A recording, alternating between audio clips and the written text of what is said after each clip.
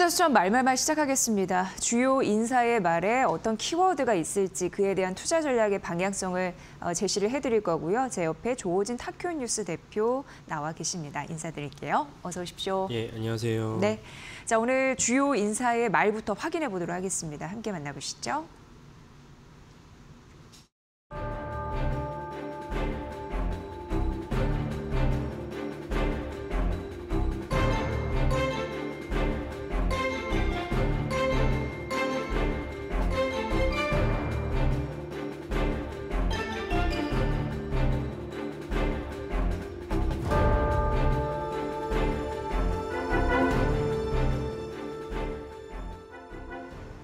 네, 미국과 중국의 관세 리스크 이런 부분이 지속적으로 시장에 영향을 주고 있어서 그 관련 발언에 따른 전략의 방향성을 미리 좀 점검을 해볼 거고요. 다음 주도 대비하는 마음으로 일단 그 트럼프 대통령의 그 발언이 지속적으로 시장에 영향을 미치고 있잖아요. 근데 이번 주 이렇게 쭉 보면은 파월 연준 의장을 해고하겠다, 해임하겠다 이런 이슈 때문에 또 들썩이는 그런 초반의 흐름들이 있었습니다. 그 얘기부터 좀 풀어봐야 될 것 같습니다. 예. 그러니까 이제 뭐 관세 때문에 막 시끄럽지만 동시에 또 트럼프 대통령이 이제 페드 의장이 이제 파월 의장을 해임하겠다라는 의사를 명시적으로 해임하겠다는 말은 안 했지만 그런 식으로 계속 내비치면서 뭐 어떤 말까지 하냐면 이제 파월 의장은 구제불능의 실패자다 이렇게 메이저 루저 그래서 메이저 루저란 말이 있나 싶을 정도로 저도 약간 의아했는데 어쨌건 되게 폄하하는 말을 대통령이 공식 석상에서 발언을 했죠. 그러니까 이제 시장에서는 그러면 이제 그 대통령이 실제로 페드 의장을 갖다 해임할 수 있는 권한이 있나? 뭐 권한이 있는지 없는지도 불명하지만 어쨌건 양쪽의 경제 쪽에서는 최고의 이제 권력기관이고 의사기관인 양쪽이 백악관과 이제 페드가 부딪힌다면 시장에는 당연히 좋을 것이 없고 또 하나 중요한 것이 현재 그 트럼프 대통령의 관세랑 여러 가지 뭐 들쑥날쑥한 발언 때문에 그 시장은 언제나 이렇게 막 몸살이면서 힘들어하고 있는데 그래도 그나마 버티는 것이 무엇이냐면 페드가 그래도 차분하게, 그러니까 파월 의장은 사실은 뭐 지금 화면에 나오고 있지만 예전에 이제 그 트럼프 대통령 일기 시절에 임명을 했고 바이든 정부를 관통하면서 한번 연임을 해서 지금 임기를 갖다가 수행하고 있습니다. 그 사이에 중요한 이벤트가 있었다면 이제 코로나였죠. 코로나 때문에 미국과 전 세계가 막 힘들고 있을 때 그때는 이제 전격적으로 이제 금리를 계속 낮추다가 그 다음에도 사실은 금리가 높아진 인플레이션 금리가 높아졌을 때 또 만약에 뭐 미국을 비롯한 전 세계에서 페드가 빨리 금리를 내리치기 원했지만 파월 의장은 내리지 않고 차분하게 인플레이션이 사실 끝까지 잘 내려가는지 확인한 다음에 낮춰 늦지 않다 이런 입장을 고수했어요. 그래서 제가 예전에 한번 막 그런 말을 드렸는데 파월 의장을 그 당시에 생각만큼 속도를 갖다 빨리 금리를 낮추지 않으니까 파월 의장을 악마화해서는 안 된다. 파월 의장은 파월 의장의 역할을 잘 수행하고 있다. 이런 말씀을 한번 드린 적이 있었는데 무슨 말씀이냐면은 이렇게 굵직한 이벤트에도 자신의 할 일을 꾸준히 하면서 그 페드에 대한 파월 의장에 대한 그 시장에 대한 신뢰가 높았는데 상대적으로 이제 트럼프 대통령이 예측 불가능한 행보 때문에 파월 의장이 예측 가능한 차분한 그런 행보가 어느 정도를 갖다 상쇄시켜주는 그런 효과가 있었습니다. 근데 거기에 대해서 트럼프 대통령이 파월 의장을 만약에 해임하겠다, 해임할 수 있는지 없는지도 모르겠지만 그런 식으로 만약에 행보를 했으면은 시장이 혼란돼 커졌을 것이다. 그래서 이제 이 해임하겠다는 의사를 내비친 현지 시간으로 21일 날 주요 지수가 이제 관세랑 무관하면서도 그날 주요 지수가 2% 중반으로 급락을 했습니다. 이 때문에 또 우리나라도 영향을 받았고 사실은 많은 분들이 또 그 마음을 졸였던 그날 하루였습니다. 네. 오늘은 이게 트럼프 대통령의 뭐 말과 행동, 그 입장을 순차적으로 이렇게 정리를 해보는 시간입니다. 네. 그러다가 해임은 없다라고 또 돌연 입장을 바꿨어요. 맞습니다. 예. 뭔가 불만이 있었기 때문에 구제불능, 뭐 실패자 이런 얘기까지 하다가 뭐 아니다라고 하면서 또 뒤로 물러선 건데 그 이유가 또 있을 것 같거든요. 그렇죠. 그래서 이제 뭐 백악관이 이 부분 지금 말씀드린 부분은 공식적으로 밝힌 부분은 아니지만 미국의 이제 유수의 언론이 이제 월스트리트저널이나 다른 데서 재무부 장관 베센트라는 상무부 장관 러트닉이 트럼프를 만나가지고 너가 대통령이 파월을 해임하겠다는 것이 법적으로 가능한지도 모르겠지만 만약 법적으로 불가능하다면 파월 의장이 버티고 내가 미국 이제 대법원의 최종 이제 판결 기관이니까요. 대법원 판결 나올 때까지 난 버티겠다 이러면 사실은 시장이 혼란이 가고 파월 의장을 해임하지 못한 트럼프 대통령의 위신과 체면만 깎인다. 동시에 이것이 만약에 현실화됐을 때 또 다른 중요한 문제가 채권 금리가 폭등하게 된다. 채권 금리가 폭등하면은 미국에 좋을 게 하나도 없다. 그러니까 사실은 베센트 장관은 금리보다 더 중요한 것은 미국 국채 10년물의 국채 금리라고 누누이 말했어요. 왜냐하면 그것이 이제 뭐 아는 분들도 계시겠지만 미국 경제와 세계 경제를 갖다가 좌지우지하는 중요한 어떤 자산입니다. 10년물 국채가 갑자기 폭등을 해버리면 당장 미국에서 제가 예전에 말씀드렸지만 미국에 이제 우리가 중요하게 알아야 될 사실 중 하나는 재정 적자가 천문학적 숫자다. 그래서 네. 23년도 회계연도 기준으로 하면 1.8조 달러. 그래서 재정 적자가 누누이 누적이 돼가지고 재정 적자를 메워야 되니까 이자 비용만 1조 2천억 달러. 국방비 예산보다 많다는 거예요. 그러니까 만약에 재정 적자를 갖다가 미국 국채를 갖다가 사야 되는데 미국 국채 수익률이 우리로 치면 이제 우리가 은행에서 돈을 빌렸는데 이자율이 높아지면 우리가 부담이 커지죠. 동일한 부담이 미국 정부에도 가니까 파월 의장을 해임하겠다는 의사를 내비치기만 해도 금리가 급등한다. 그럼 그게 고스란히 당장 미국 정부, 트럼프 정부에다가 그 안 좋은 영향을 끼치니까 그런 걸 하지 않으면 좋겠다라고 이제 건의를 했고 그것을 이제 트럼프 대통령이 받아들이면서 바로 나 해임 의사가 없다. 이렇게 말을 하면서 어느 정도는 이제 시장이 좀 이렇게 안정하면서 이제 수습되는 국면으로 접어들었습니다. 네, 이걸 좀 정리해 보면은 그러니까 금리보다는 채권이 훨씬 중요하다고 인식을 하고 있는 거예요. 그렇죠. 네.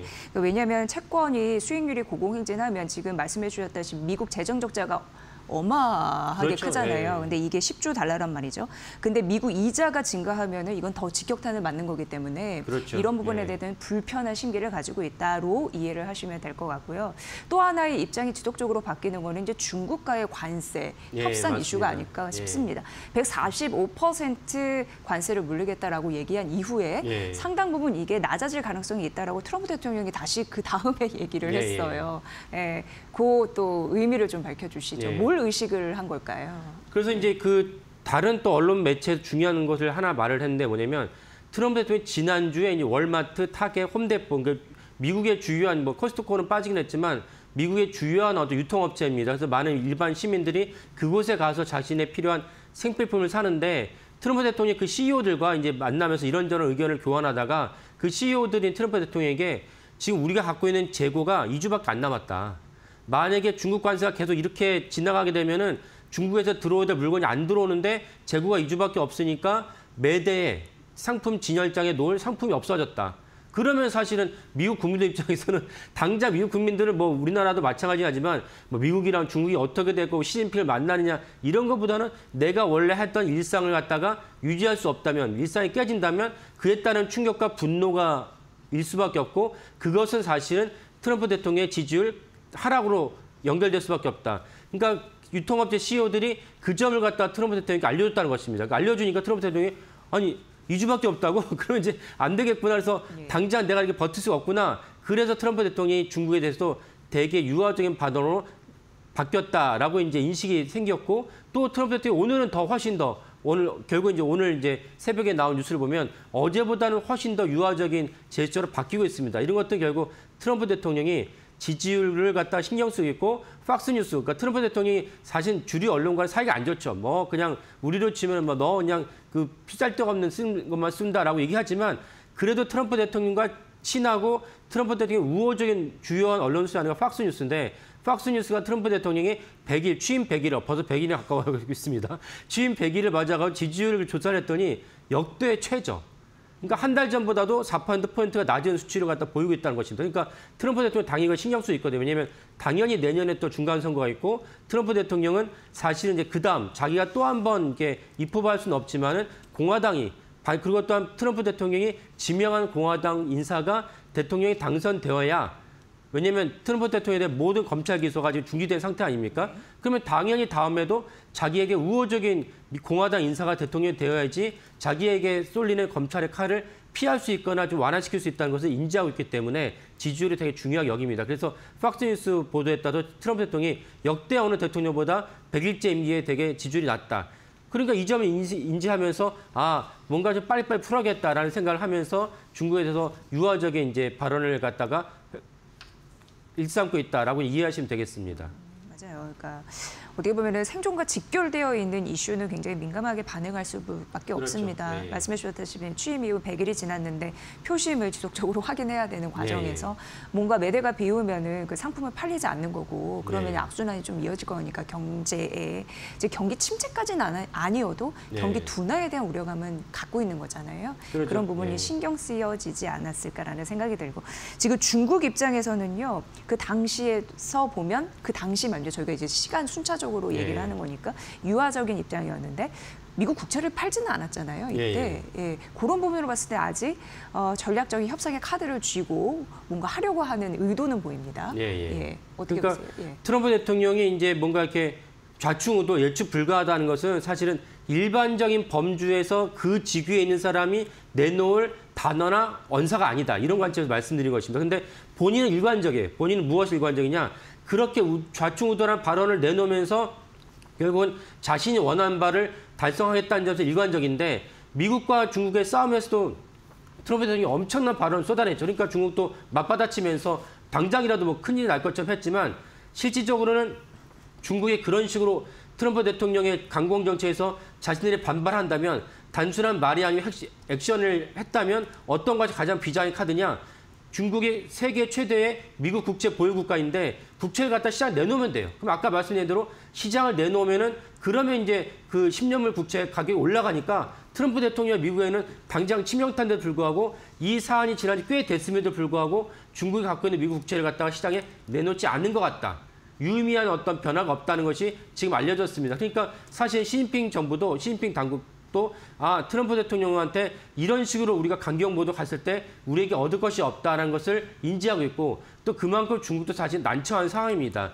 중국은 이제 일당 독재이기 때문에 뭐 지지율에서 신경 쓰진 않지만 그럼에도 불구하고 사실은 트럼프 1기부터 바이든 4년, 그다음 이번 1기까지 거의 뭐 그냥 9년에 이르는 세월 동안 미국한테 계속 때려받았어요. 그래가지고 중국 경제 안 좋고 뭐 많은 분들이 인지하시겠지만은 중국이 예전에는 뭐 성장률 7%면 당연한 일이었지만 이제는 성장률 5%도 버겁고 심지어 더 큰 문제가 무엇이냐? 그 청년 실업률이 50% 육박했다는 보도가 작년에 나왔는데 그 보도가 나오니까 중국 당국이 청년 실업률에 따로 이제 통계 숫자를 발표하지 않고 있어요. 그러니까 민심은 더욱 동의하고 안 줄 수밖에 없기 때문에 사실 중국도 트럼프 대통령이 요구한 것을 어느 정도는 이제 들어줄 수밖에 없는 상황이다. 근데 다만 양측의 최고 수뇌부, 트럼프, 시진핑 최고 수뇌부가 서로 간의 체면, 좋게 말하는 체면, 나쁘게 말하면 이제 그 위신 때문에 이거 가지고 수습할 어떤 언급을 안 하고 있지만 물밑에서는 치열하게 오고 가고 있다. 이렇게 이해하시면 되겠습니다. 네, 최근에도 그 기사가 막 떴어요. 일본에서 미국 국채를 대량으로 파는 것이 아닌가, 중국에서 파는 게 아닌가. 어느 이제 외신 보도에서 그런 얘기가 나왔는데 채권 전문가들 의견을 살짝 들어보면은 그런 것까지는 아닌 것 같다. 그렇죠. 이렇게 좀 의견을 주더라고요. 그런 의미. 근데 지속적으로 미국 국채를 들고 있는 중국과 일본에서는 확실히 이게 협상 카드로 작용할 가능성은 있는군요. 그런 부분 좀 보셔야 될 것 같고 또 오늘 나온 이슈입니다. 뭐냐면 트럼프 대통령이 오늘 오전에도 미국과 중국의 무역 관련해서 우린 논의를 했다라고 했는데 중국은 또 부인을 하고 있는 또 상황이잖아요. 아무튼 계속 울퉁불퉁한 모습은 보이고 있어요. 어떻게 우리가 이걸 포인트를 좀 잡아봐야 될까요?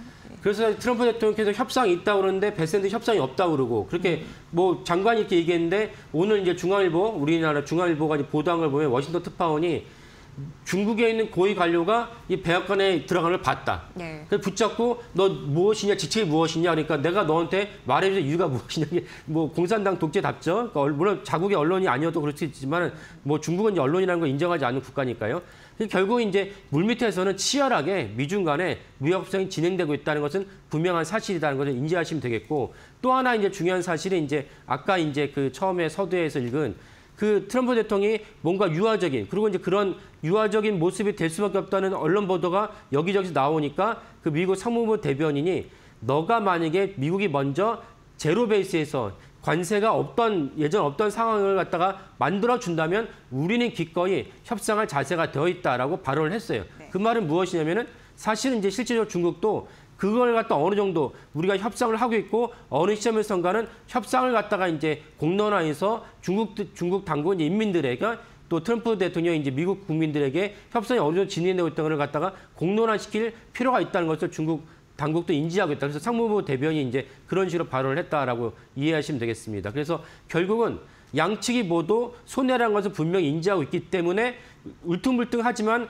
결국은 이제 이걸 갖다 파국으로 끝나진 않을 것이고 결국은 수렴하면서 결국은 양측이 어느 정도 145%까지는 아니겠지만은 어느 정도는 이제 합의점을 이루면서 그 세계 각국에다가 또 하나 이제 증시 훈풍을 주지 않을까라는 생각을 합니다. 네, 지금 미국과 중국의 흐름들 저희가 투자수첩 말말말에서 살펴봤고요. 또 지난 간밤이었습니다. 또 한국과 미국의 고위급 그 관세 관련 무역 협상이 그렇죠. 네. 진행이 됐었는데 6월 3일 대선 이후 한 7월 패키지를 네. 내놓겠다 이런 얘기도 나오고 있는데 또 마켓나우 2부에서 그런 부분 좀 챙겨드릴 테니까 참고를 해보시면 될 것 같습니다.